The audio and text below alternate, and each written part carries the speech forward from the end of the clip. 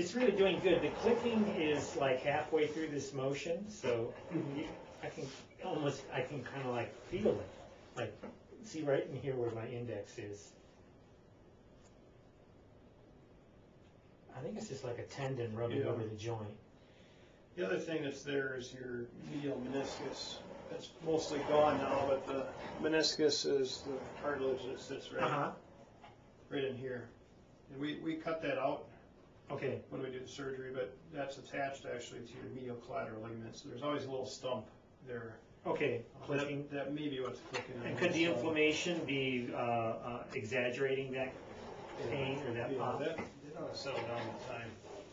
I was measuring my knee off and on, the circumference of it, and it was, like when I started measuring it, it was at 17 inches and like 3/16, and now it's at about 16 and a half. Okay. Whereas this one's just over 15, my good knee. Okay. So it's slowly going down, but it's still swollen. Good. Is this swelling? That's about average for this stage. Another 4 to 6 weeks, that ought to be gone altogether. Okay. I guess the only other real concern, I think it's doing good, but the only other concern I have is infection. You know, I ran into this guy at the Y who said he had to redo his knee because of infection like 4 years later. Oh, really? That's unusual. Usually it's a staph infection.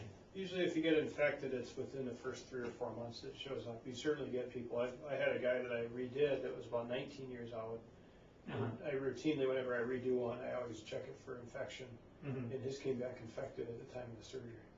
But he didn't come back because of the infection? No. It's just it wore out, worn and out, there was infection in there. And there's infection in there, probably chronic low-level infection.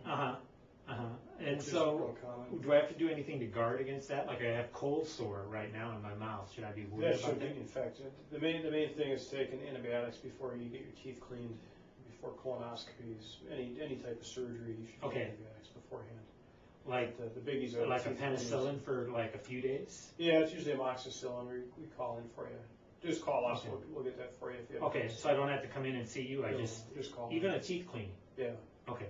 Yeah, when you get your teeth cleaned, that introduces some bacteria into your bloodstream. Okay. And because you've had the knee replaced, it's a little more likely to get infected.